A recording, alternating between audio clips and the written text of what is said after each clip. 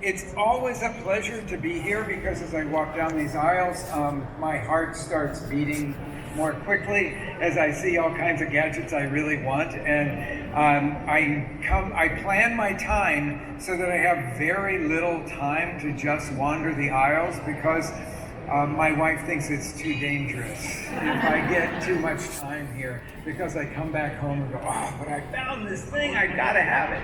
And the kitchen's full. As you can imagine, the kitchen's full. Probably your kitchens are full too. Thank you for coming out to see me today and to share a little bit of the joys of Mexico and Mexican food. What I'm going to do today is to show you how to tackle something at home that usually you would only go out to eat, and that's tacos al pastor. So if you've ever seen the classic tacos al pastor, you know that what it is thin sliced meat that is layered on a vertical spit.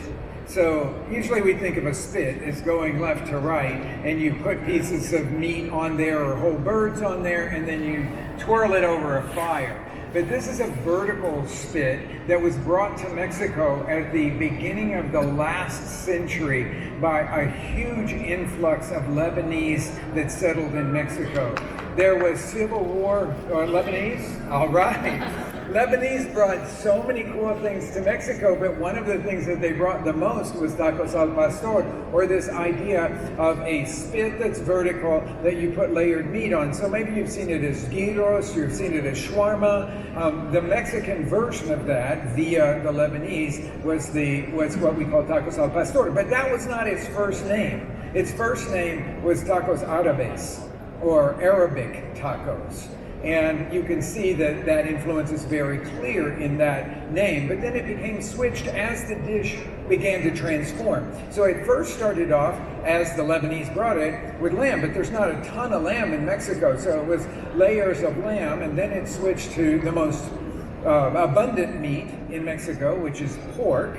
And then it switched from just being this classic Middle Eastern seasoning of salt and pepper and some wild herbs like thyme and oregano to being full-on Mexican, meaning that it's got a red chili marinade on it, and then somebody sometime along the way decided to put a pineapple on top. So you'd imagine this great big spit of this meat, and it's twirling in front of a fire. My favorite ones are the ones that are done over charcoal. They literally have a wall of charcoal behind it, and so that adds this sort of rustic and smoky element to the cooking of the tacos al pastor. And then as they shave it off, and it's really shaved off after it gets browned on the outside, then they reach up and grab with the end of their knife a little piece of pineapple, flick it off, and catch it with the taco. So I was just at my favorite place in Mexico City just 4 days ago for tacos al pastor. It's a place called Vilcito, and it is the epitome of street food tacos. Because you're standing on the street when you eat these things, you don't have any place to sit.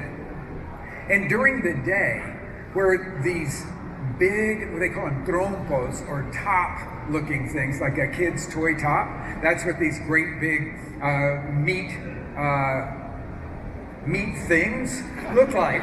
I don't know what else to call them. I mean, there's this big pile of meat there, but they're called trompos there. And where the trompos are during the day is an auto body shop.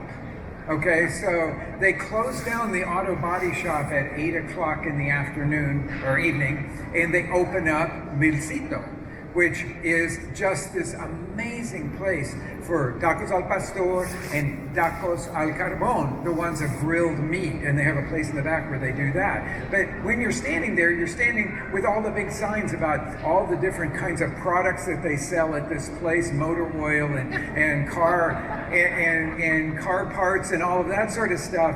It's the craziest thing, but anybody I take there, and this time I was taking a group of our staff members there, anybody that goes there always says, oh, I think these are the best tacos al pastor I've ever eaten in my entire life. They're super delicious. So, because you can't like thin slice, I don't know, 60 pounds of meat and make your own spit and have the whole apparatus and, you know, invite your 150 closest friends over for tacos al pastor, I'm going to show you how to achieve a lot of those same flavors, but doing it in a way that you can do it on a grill at home, so that you can get some of the beauty of tacos al pastor into your own kitchen. I've played with this for years and years and years, and I finally got it the way that I think it works